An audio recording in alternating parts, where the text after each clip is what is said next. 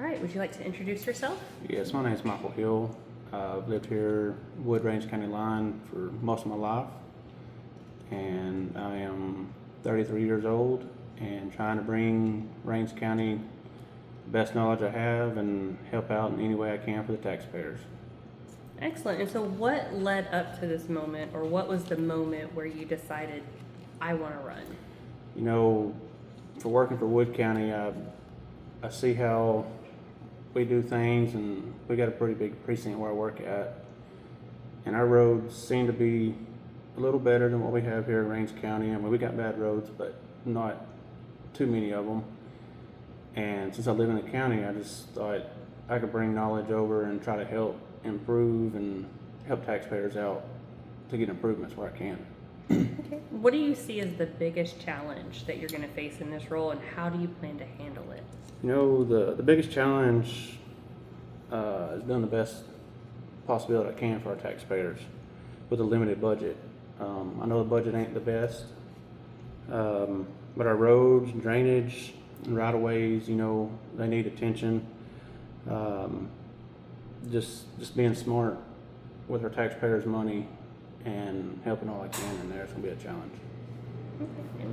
So, given that you've not been in this position before, when you find yourself in a situation where you don't really have experience, how do you feel you will approach it to move it forward? You know, first I'd listen to the ones that do have experience or knowledge in it. And I like to understand the facts before I would just jump in and start making changes and everything. I'm always willing to learn, so I'm not just going to jump in and just start barking orders that I'm always right or something, you know. So if I don't have experience in a situation, I'll learn from the ones that do. So, in relying on input from others or from other sources when making a difficult decision, how do you feel you will weigh that conflicting advice that you're going to receive? You know, talk to people who've been doing this for years, and listen to people who live around the roads and everything. You know, taking their opinions, and just, you know, slow down, think things through, make sure it's the right decision, and it's going to work for the taxpayers. Okay. And with the limits of this position's authority, how do you plan on working within those limits to still create a positive outcome for the county? You know, making the big decisions myself, working as a team, you know, follow laws, make sure we're, you know, laws being broke or anything like that. Just make sure everybody's voices get heard and take care of our roads, communities, and spend money at the taxpayers' best for them, you know. How do you decide what issues should be prioritized when time, funding, or resources are limited? You know, we got to see what's in the worst shape, see what affects people the most, see what the dangers are, if there's any dangers to anything. We just don't need to ignore any of it for sure.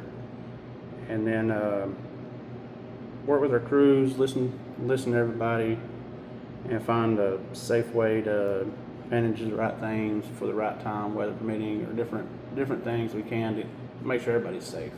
Not only just the crew, but taxpayers for passing or whatever the situation may be. Just make sure it's a safe situation for everybody. When a decision you were involved in draws public criticism, how do you handle that personally and professionally? You know, nobody likes to be criticized or nothing like that. Just, it comes with the job in this. It's going to happen. Just try to hear people out the best way you can and stay calm about everything. Always be respectful no matter what the situation is. And, you know, if I'm wrong, I'll admit it. And if I'm right, I'll explain why I'm right. But overall, I think being respectful is the main priority in that. tell me or tell us about a project or situation that didn't go as planned. What did you learn and how did you recover from it? You know, I mean, there's been roads that we didn't prepare for the best for weather-wise, you know, and it didn't last like it should. Just step back instead of walking away, rethink things, rework it, and make it stronger. You know, it taught to plan better, to keep weather and different things. There's more to just, oh, go build a road. You got to prepare for it. You got to pay attention to the weather. If it's not right, you know, and we didn't get it done in time and thought we could beat the weather, and it taught us, hey, slow down, manage everything, look, make sure it's right, because then we're doubling back, have to cost more money to do it all over again. So just slow down, make sure everything's prepared. So given your answers, I'm assuming you work for the TxDOT or the Road and Bridge? I work for Wood County Road and Bridge, Precinct 1 right now. Okay. That was just my curiosity. No, you're fine. Can you share an example of working with someone you strongly disagreed with to reach a solution? You know,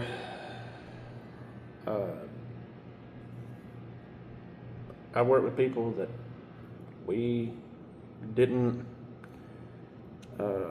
agree on a lot of stuff, and it's the same thing. It's not making anything personal out of it. You still got to come together. You can't take it to heart. Come together, and you still, overall, everybody still wants the same job accomplished. You know, hear them out, talk to your part out, and see if we can't come to a conclusion to take care of business. Okay. How will you make sure that residents, with this being a smaller community, it's a country community, how are you going to make sure that residents with a not as loud voice are heard? You know, I think staying visible, obviously, cell phone, anybody calls, I'm willing to answer it at any time. If they're not want to be outspoken, and they're more welcome to come to me, and I can try to, address things in any form or fashion I can, where they are heard. But everybody overall has their opinion and need to be heard if there's different situations going on. You pretty much spoke to how you plan to stay connected. So how will you handle situations where a decision could benefit someone you know personally, politically, or financially? You know, just because somebody knows me, I can't do them favors. I mean, I don't mind if, say, a road needs to be patched, going out, helping them, you know, things like that. But everybody pays taxes. Everybody deserves to have the same fairness. You always just, to me, in my opinion, you start with your worst. Don't matter who lives on there, who you know, or what. Everybody deserves to be fair. How do you balance data, expert guidance, and lived experience when making decisions that affect the county?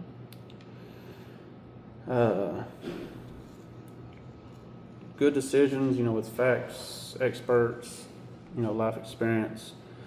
Look at data, numbers, understand the situation, which here we don't have engineers, but listen to other county staff, professionals that's been in it many years, longer than I have, you know, and know the technical side of it. Also listen to the people that, you know, live here that we work for. Try to deal with their issues and everything firsthand too. At the end of your term, how should residents measure whether you were successful in this role? You know, see how handled their tax dollars, how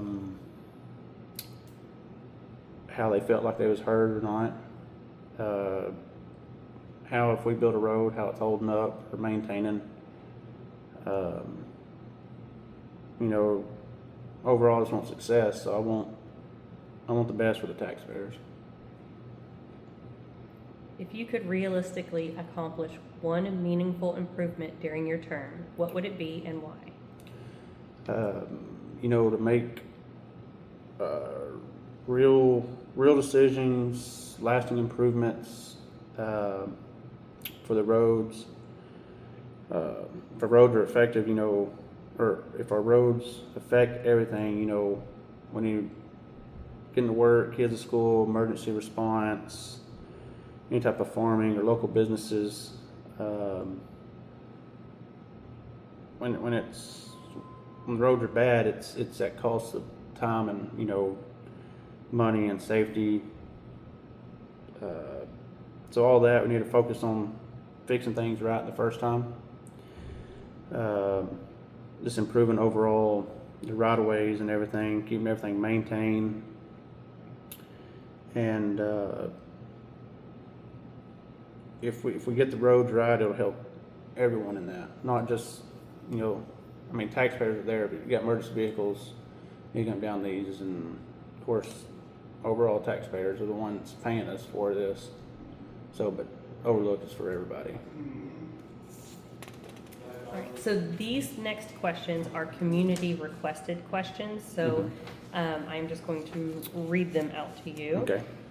So the first one is regarding taxes, funding, and county resources on property taxes and the appraisal oversight. So what is your stance on reducing or eliminating property taxes for homeowners, and do you believe there should be limits or additional oversight on the Rains County Appraisal District and its board of directors?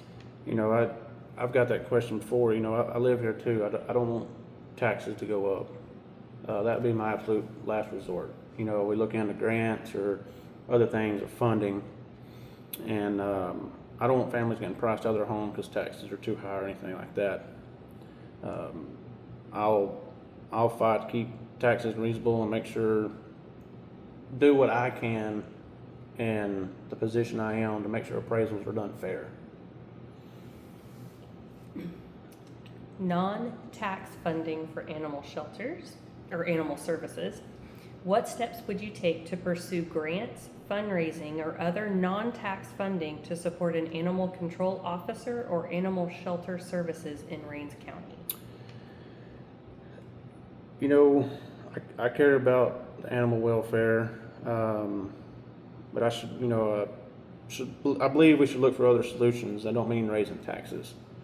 The first thing is, you know, work with county staff, local vets, rescues, or volunteer groups to see what we can do for grants or different programs that we're not using, if they are using any type of program, you know, see if there's anything else that maybe we can alternate to do to help out. You know, look at state and different grants that we can help to maybe do some type of free spay and neuter to help the animal growth from populating more. You know, there is fundraisers or maybe local businesses or nonprofit over costs and some of that, you know, see if there's any type of things we can help. But working together overall and just being creative and improving animal services without putting more pressure on the taxpayers. Try to do what we can to ease it off of them and not worry about their taxes going up. On infrastructure and traffic safety, Highway 19, Highway 69 intersection, what actions, if any, would you support to improve traffic flow and safety at the Highway 19 and Highway 69 intersection? You know, that's hard because that's not a lot on the county for commissioners, but we can control the state highways there.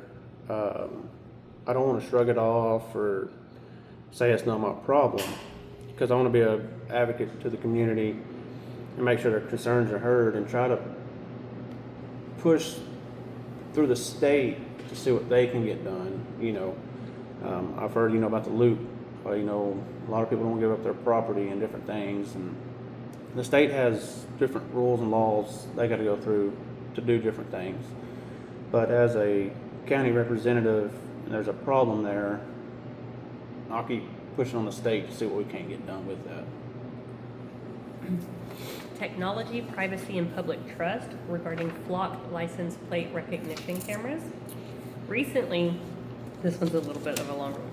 Recently, flock automatic license plate recognition cameras have been installed in parts of Rains County, including multiple cameras near the FM 47 and Highway 276 intersection. First question on this. What is your position on the use of these cameras in the county? You know, I'm not totally against the use of them, as long as they're not avoiding somebody's privacy. You know, if they're using them and they're right down the road right away, if it's like for the law enforcement cameras, you know, if somebody, child got abducted and this is where they headed, they could look for this vehicle, or, you know, their stolen car, different things going on. I can see it helping the community, but also as long as they're faced on the road right of ways and not right in somebody's front yard looking through their window. You know, everybody wants their privacy. I respect that, and that's what they deserve. Second part to that.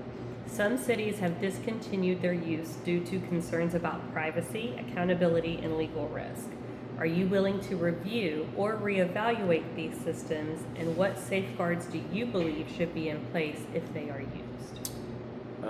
Yes, I would, you know, look over all that and make sure we're not breaking any laws, or of course back to the privacy, you know, like if it's breaking some type of law or it could cause problems with any type of maybe breaking the law, we need to address that and get it fixed as fast as possible.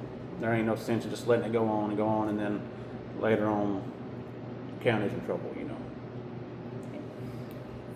Last question. Environmental protection and future development with lithium mining and water protection. With lithium mining potentially coming to Rains County in the future, what is your plan to protect local water systems and ensure residents continue to have access to safe, clean drinking water? You know, that's another hard question. People with mineral rights, they got permits, they're allowed to drill. The county can't really stop them. As if I made it in as commissioner, I would, the water departments, or even try to talk to whoever's doing the drilling, to push for water testing very periodically, like just kind of stay on top of the water testing. You know, I drink this water, everybody here drinks this water, so nobody wants it contaminated. So a big deal is to be pushing for water samples and just stay on top of it, make sure we have good, clean water. If something does leak over and get in our water system, you know, at that point I feel like we could stop the drilling and assess more from there to see how we can fix the problem. Okay. I know there's a lot of stuff that's been going around on Facebook regarding the elections. Specific questions are being asked of candidates. So is there anything that you've been asked that you would like to address with people right now, just to share it with them? You know, people's kind of being antsy, and they ask me about other candidates, you know, what I think about them, or this or that. You know, overall, I'm not here to bash anybody. I come in here just trying to bring what knowledge I have to help the community. I don't think, you know, it should just be a clean race. Everybody here wants the same outcome. If they have the knowledge to do it or not, you know, they may or may not. I just want to be fair, everybody be honest about it, and just have a clean race and have support where you need the support, you know. Okay. And is there anything else that you would just want to share with the people out there that will be voting for you? You know, as running for the Precinct 2 commissioner, I want to do the best I can. It's taxpayers' money, the county roads, you know, in the courthouse, handle it the best way I can. If it's right, we'll vote for it. If it's not right, we're going to vote against it. I just want to thank everybody that's put on meet and greets, had time to meet with individuals and everything, and just thank them so much, and ask for your vote for Michael Hill for Rains County Commissioner Precinct 2.